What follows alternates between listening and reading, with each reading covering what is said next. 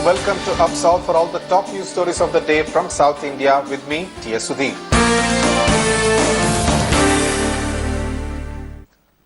Former Tamil Nadu Chief Minister Jayalalithaa turned 67 today, but keeping in mind her legal problem and also the disqualification from the Tamil Nadu Assembly, the celebrations were rather muted compared to what it was like last year when a cake in the shape of Parliament was cut by her party leaders. Shisha Reddy sent us this report from Chennai on how the party had a rather quiet party. At a time when the former Chief Minister of the state, Jayalalitha's political career is at stake, today the party cadres are celebrating her 67th birthday at the AIDMK party office. But the difference from the last time and this time is that, usually her celebrations, her birthday celebrations are, not mere of a beneficial scheme, but this time it is more of offering prayers in order to, get acquittal in this particular case. Remember, this is the first birthday that Jayalalithaa is celebrating after a conviction in this wealth case. So that is one of the reasons that party cadres are organizing welfare schemes, offering prayers, and we did see the Chief Minister of the state, O. Pannirselvam, also celebrating the former Chief Minister birthday right at the midnight at 12 o'clock and offering prayers and the beneficial schemes to different people in Tamil Nadu. With camera person Daniel, Srisha Reddy in Chennai for Headlines Today. Former Congress Minister and Rajya Sabha MP Renuka Chaudhary reportedly delayed an Air India flight from New Delhi to Hyderabad last week on Friday and chose to go shopping instead.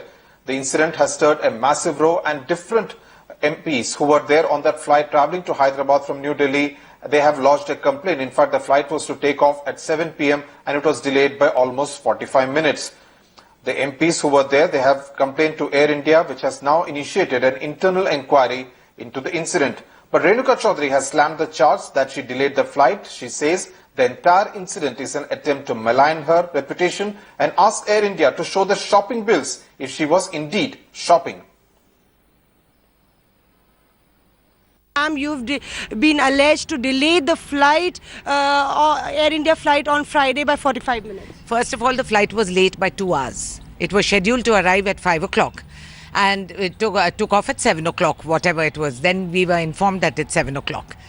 So I was very much in the airport. I have a leg injury which has been there troubling me for the past 4 or 5 months. There are well-established medical records that I have been going for physiotherapy, I've been going for injections, I've been going for consulting with doctors, I've been going everywhere to get my knee mended. I have always asked for a buggy to ferry me to the nearest point so that I can minimize the load on my leg and my injury. I had, as usual, asked that day also, and this is true of both airports, Hyderabad and Delhi, where I travel. So you didn't shop anything at the Delhi airport? There is no question of my shopping. So unless they establish, I am going to send them a legal notice for having damaged my reputation. Now they have to establish that I was in Chicago, because I am very clear I was in Parliament Annexe attending a coal meeting.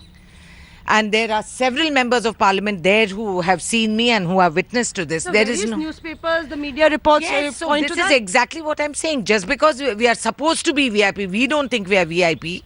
And the service we asked for, a buggy, is a free service given by the airport for all passenger facilitation. And thousands of passengers sit in that and move up and down to be facilitated. So it's not a VIP service they're giving us. And now to say that I was in Chicago and I was shopping, and this is a bizarre story. Did you knew the flight was a little delayed? Did you reach on time? Did you cause any delay to the flight? I have no idea if I have caused delay. I was there on time. I was looking for a buggy.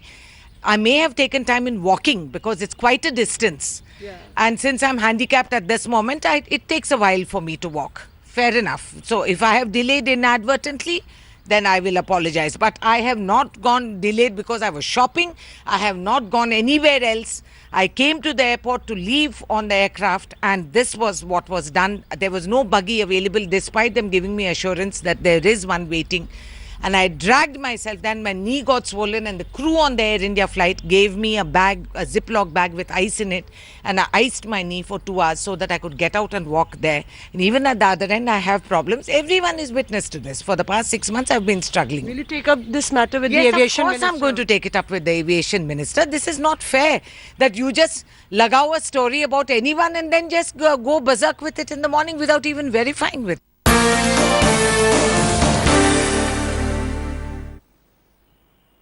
Now for this very shocking story coming from India's Silicon Valley, Bengaluru. 1/3 of the city is completely gone. In fact, a report submitted to the government found out that over 41,000 acres of government land in Karnataka's capital has been gobbled up by land shark. And the value of this government land is over 1 lakh crore rupees. And now a citizens forum, Nama Bengaluru Foundation, wants to reclaim the city back for its citizens. Joining me now from Bengaluru is Sridhar Pabishetty, CEO of the Nama Bengaluru Foundation, also my colleague Rohini Swami, who reported on this story. Mr. Sridhar, what this essentially means is that a large chunk of Bengaluru has been taken away. Now the challenge would be to get it back and also to ensure that more of such government land is not taken away by such land sharks. Absolutely. You are very much right when you say that this is just well begun but only half done. The fundamental challenge has been the lack of transparency in the way these recovered lands have been managed in the past. One of the important organizations that's in charge of safekeeping of these recovered lands is the Karnataka Public Lands Corporation, and we have been advocating to in the courts as well as talking to the government and telling them that you need a dedicated staff which will look forward and have a systematic plan of preventing re-encroachment of these lands that are in your safe custody. There can be multiple uses of this. One thing could be the protection, rejuvenation of the green cover. Second thing could be the auctioning of these lands for specific purposes. And in some cases, if it could be done something for the urban poor, that could be considered as well. In matter of which use the government wants to put this into, what's a fundamental foundation of this process is greater transparency of these lands.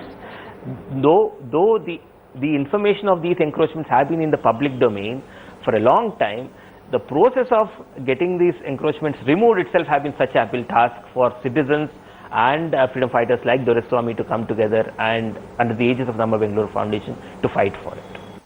Right. Rohini, you have been talking to people in the government. What plan of action do they have to ensure that this 40,000 acres of government land can be taken back from these land sharks? And does the involvement of a citizen forum essentially mean through PIL route, essentially mean that the government is doing precious little to reclaim that land for its citizens? There is no doubt that the government has been caught napping for the fact that there have been commissions who have been set, who have issued. India reports have clearly said that which are the places that land that has been encroached, and this is government land, mind you, which could be actually used, like Sridhar Pabishetty was saying, could be used for lung spaces, IT parks, or even housing for the urban poor. Now, what the government is doing right now is that they said they will take action on this, but this is what they've been saying for years together. It's not an issue of today or yesterday. It's been for all the previous governments that have taken place. It's just not this particular government that is ruling Karnataka as of now. Now, the point that is being made is also an important point of transparency. That Bangalore is the IT capital, the Silicon Valley. I'm sure they can definitely put it in place and have a kind of compilation, online compilation of places that have been reclaimed in terms of encroachment and also encroached land which can be taken up with the government later, which is definitely what the government should be doing right now.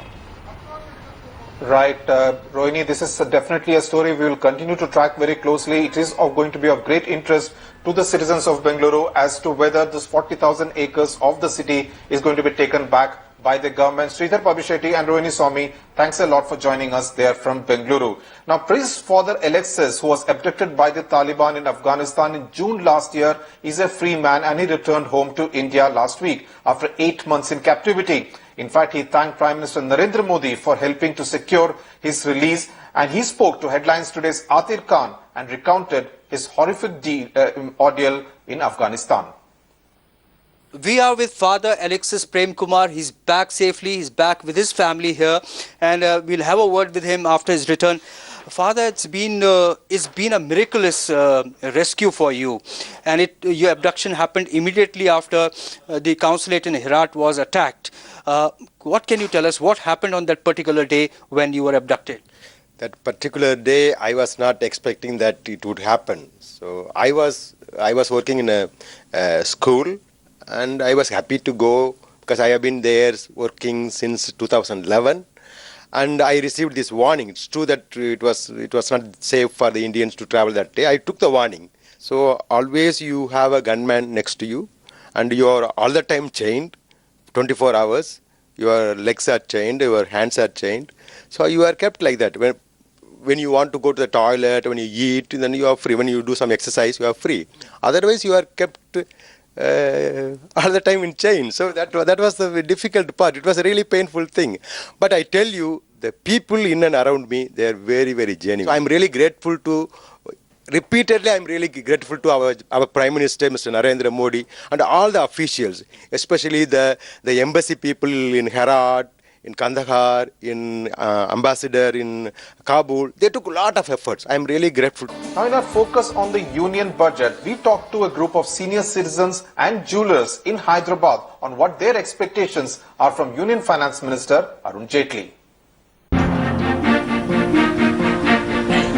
Hira Singh is looking to the first full-fledged union budget to be presented by the Narendra Modi government. Hira Singh and his senior citizen friends in Hyderabad are hoping that Finance Minister Arun Jaitley will be generous with the tax concessions for the 60-plus club. Revision of tax concession in the slab has to be increased from present to up to 4.5 lakhs for all individuals, pensioners and retired people. Everybody has to be covered. That Jaitley will soften the expensive medical expenditure blow for the elderly is another hope Hira Singh has. The medical expenses which they are giving, 15,000 concession has to be enhanced up to 50,000. If Hira Singh and his friends hope Jaitley realizes old is gold, Pawan Moore, who deals with the real gold, is looking for sops this Saturday. Basically, the government, whatever is the excess duty now which is levied on gold imports, should be drastically come down, which will help not only the jewelers, also the customers to buy gold, because I strongly feel that there is a lot of smuggling which is happening in all the airports, and off late in every now and then we see in the newspaper that around 5 kgs of gold or 10 kgs of gold is caught in private parts of the people, which is not good actually. Pawan Moore also sees in this budget an opportunity to make a breakthrough effort for the long term by setting up special economic zones. The Indian artisans are the best in the world, so they should be given right space and right platform to show their artistry, which is like the creations of the jewelry which are created in India are nowhere in the world, which many number of times earlier also history has proved this. So there should be more special economic zones, more relaxation of policies to the karigars, and in fact government should promote the karigars and give them the right platform so that internationally India becomes known for the jewelry which inbuilt the natural benefit which the country has. And the jewelry sector hopes that enough incentives are provided to encourage Indians to invest in gold. Vitya Sudhir in Hyderabad, Bureau Report, Headlines Today. Housing sector usually receives a big push in any union budget. My colleague Pratibha Raman finds out the castles in the air the real estate sector is making before this union budget. India's real estate industry witnessed the sharpest boom at the time of a rising economy, but has seen its share of slumps too. Meet Pratik. Having taken over his father's empire, Pratik and his brother are waiting to see Modi's vision for affordable housing transformed to reality. He, like many other developers, has been campaigning for faster approvals that would beef up the supply and help bring prices down, and also ensure that real estate remains viable as a business. Definitely the home loan interest rates, which everyone's waiting, and definitely once the interest rates come down, the home buying population would, there would be a better sentiment to buy more homes. But apart from that, the other smaller issues that are like 1.5 lakh becoming a 3 lakh in terms of an incentive from the waiver that is currently considered. Prateek is amongst the most vocal supporters of the real estate regulation bill. He feels this will increase the confidence of the buyer in an industry which has been infested by developers of dubious credentials, often fleecing innocent clients. Today, the only difficult hassle within the industry today which faced by every developer is the lack of approvals within a certain time frame. So if that can be in order, and if you have a single window clearance, say within 30 or 45 days, all that can in fact be a saving that can be offered to the consumer, and he can get a product at a much favorable price than what it is today. Prateek feels if the government is able to restart the boom in the real estate sector, the sector itself would contribute huge money in terms of revenue for the government. And finally, yesterday in Mysuru, Yaduvir Gopal Raj Urs was formally adopted by the Wadiyar family before his formal coronation on the 8th of May. We leave you with his colourful pictures coming from the Mysuru Palace. Thank you.